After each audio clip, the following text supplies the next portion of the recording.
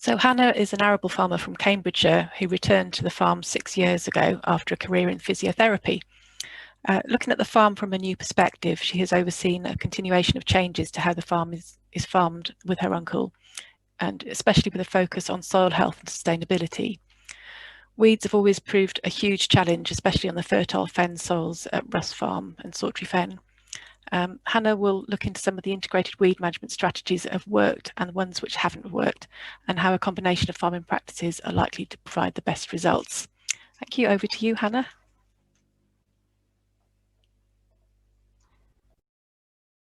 Good morning. My name is Hannah Darby. I'm an arable farmer from Cambridgeshire, and I am talking to you today as we are, and our soils can be, very good at growing weeds.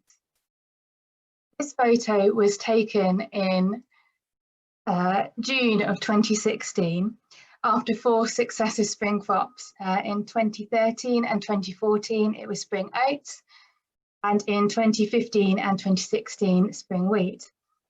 In hindsight, the spring wheat variety grown was not competitive against blackgrass, generally poor yielding, and the overall financial output of the field was pretty horrendous. Something had to change. I'm going to talk today about our constantly evolving challenge with weed seeds we know are present in our soils, and how we work with cultural controls as well as herbicides, especially glyphosate, to try and manage them.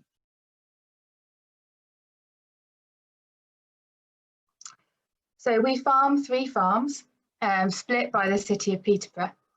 The family have farmed 100 hectares at Norwood Farm since 1965 on a successional tenancy, and High Holborn Farm and Russ Farm, which are the farms at the bottom of the picture, were bought in the 1970s and total 260 hectares. The soil type varies from lime-rich clays at High Holborn Farm, which are the pictures on the left of the screen, to nitrogen-rich fenland peats, the black soils in the photos on the right, over blue clay, sand and silt at the other 2 farms, which are all surrounded by fen skirtland with increasing clay in the topsoil. Some of the fen land at Russ Farm is between 30 and 50% organic matter, whereas High Holborn Farm is between 4 and 7%. The fen soil is naturally fluffy, which usually causes a high level of soil disturbance with cultivations and drilling, bringing fresh weed seeds to the surface at this time. I believe we are normally one of the driest parts of the country, with our 2015 to 2018 average rainfall being 463 mil. In 2019, it was 740. Since I returned to the farm in 2014, the Encyclopedia of Arable Weeds produced by HGCA and BASF has formed something of a Bible of the many different plants we find around the farm. On the top row of the slide are the weeds which are most troublesome on our heavier clay soils, whereas the bottom and slightly larger list show our troublemakers on our fertile fen soils. Weeds have always been a major problem to these fertile soils. During the early days of farming at Ruff's Farm Sawtry, our agronomist thought of taking on another local fen farm. His sample for organic matter returned with a result of 30% weed seeds. I hope this puts into context what the soil around us grows. Blackgrass, as already mentioned today, is probably our most troublesome weed. It has been present on all the fields of the farm, whereas other weeds are only a problem on the fen soils in crops that let a large amount of light through the canopy, mainly in the spring and summer. The herbicide options for blackgrass are limited. We know we have double and triple R resistance, so pre-emergence chemistry and glyphosate provide some control in winter cereals. So what may have increased our weed pressure to this level?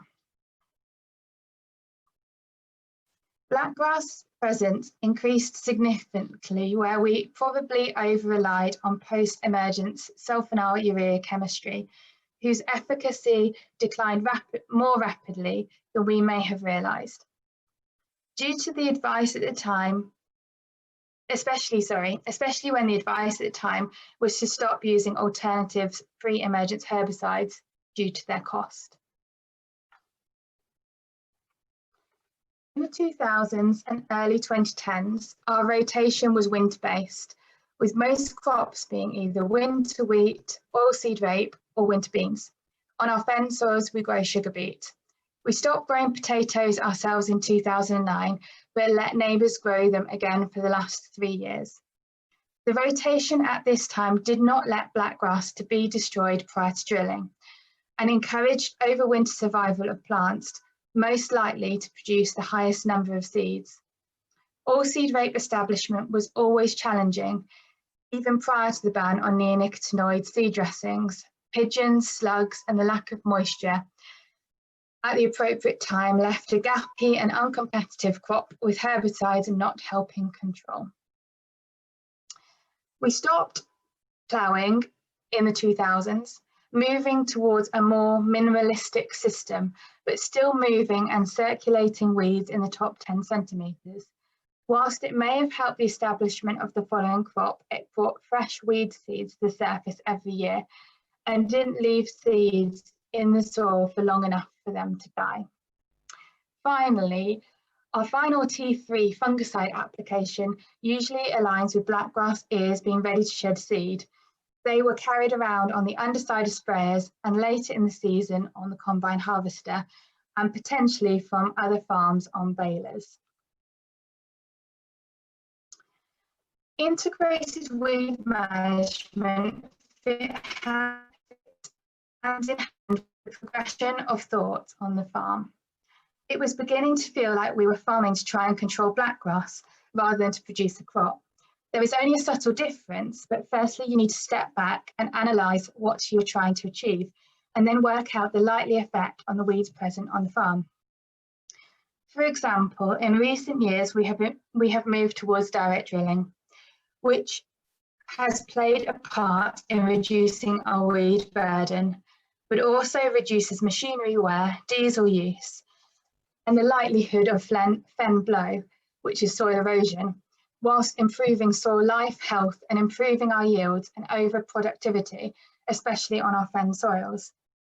I will now take you through some of the cultural measures which we feel have influenced our weed burden. We used to drill our winter wheat at the end of September or early October, and the weather allowed.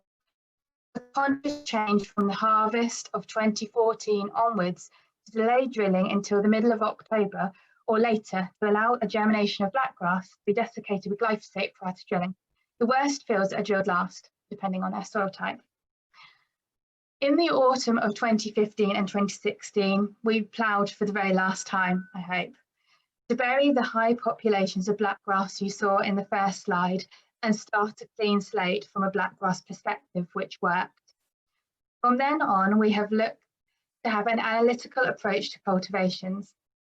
The picture on the bottom left shows our paraplough, which lifts and shatters any deeper compaction whilst minimally disturbing the surface. We have progressively moved the surface less as we have become more confident in the system, and now mainly only roll fields after harvest to encourage seed to soil contact for germination and to keep seeds on the soil surface to encourage seed viability decline and predation. The top left-hand photo shows how we established sugar beet this year, with a narrow strip till established in the autumn, with a cover crop drilled, and then in the spring, the beet planted directly into the strip. And on the top right, how winter wheat was established on a clay soil last month with our weaving GD double disc drill. Both methods promote very low soil surface disturbance, reducing the chance of new weed to soil contact, which may then cause a later connection. In 2016, we employed a soil specialist to help us analyse the physical, chemical and biological properties of the soil alongside the drainage. We wanted to know what was stopping our crops reaching their potential while weeds seemed to be winning. We had issues with compaction, even on the fluffy fen soils, and had a lack of rooting, worms and drainage. Worms are critical for biological drainage, and blackgrass proliferates in waterlogged situations and unhappy soils. We have established cover crops as part of our system for 2 reasons. Firstly, to keep the soil alive and functioning biologically and providing roots to help with any compaction and drainage. And secondly, for weed control. Weeds germinate in the cover crop that can be destroyed prior to drilling the cash crop, but the cover has provided roots which hold the surface of the soil together and reduce the soil disturbance at drilling. The change in our rotation is key to the changes that we have seen in our weeds burden. As a rule, we now grow alternate spring and winter crops to provide opportunities to kill weeds prior to drilling, with each of the crops we grow serving a purpose for the rest of the rotation. Sugar beet historically has been our cash crop, and despite it being spring drilled, it causes a significant increase in weed burden due to planting in wide rows and the lack of competitiveness against weeds, which could be justified by the income received at the end of the season.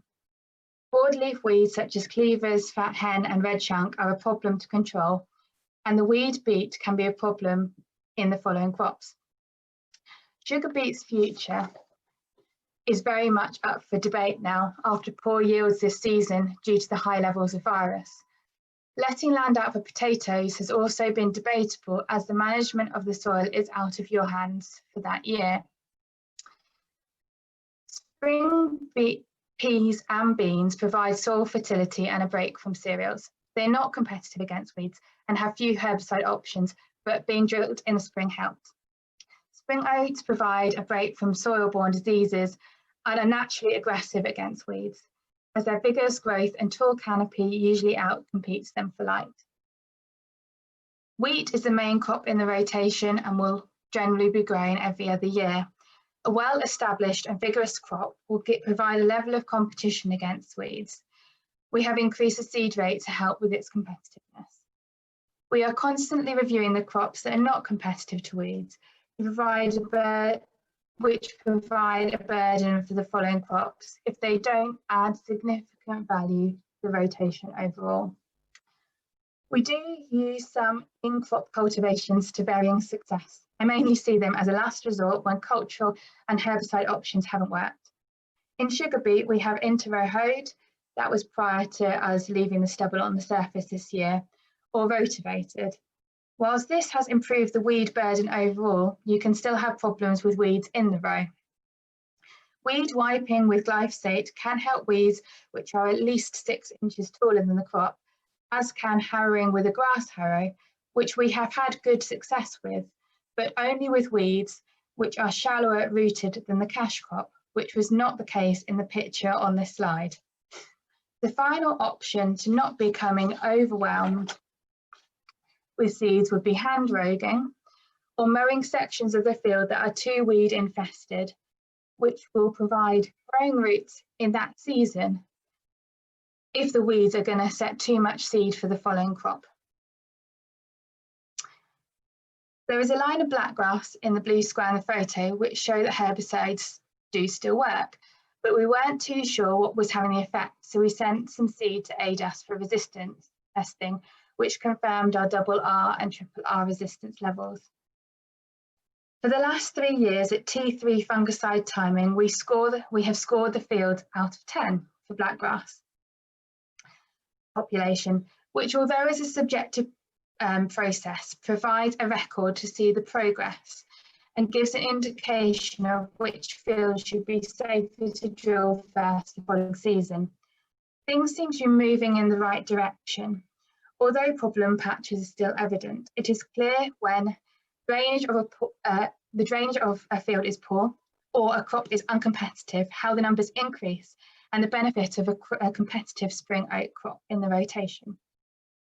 Our final and most simple measure is to make sure you aren't carrying weed seeds from one field to another by spraying and harvesting the cleanest fields first and cleaning the machinery have been in a weed infested field. So in the future, I would like to understand more about the physiology of weeds to see how we can adapt the growing of our crops to reduce their impact. We are now finding that the increased numbers of worms has given rise to other soil livestock, such as moles and badgers, which are disturbing the soil after harvest and causing some of our fluffiness to return, especially in crops with low residues, such as beans and peas. Therefore, we will look at establishing a catch crop to hold the surface of the soil together after harvest and provide a soil surface easy to drill into without disturbance. Other things that interest me are growing a competitive and non-competitive crop together, such as the peas and oats, which are in the middle photo.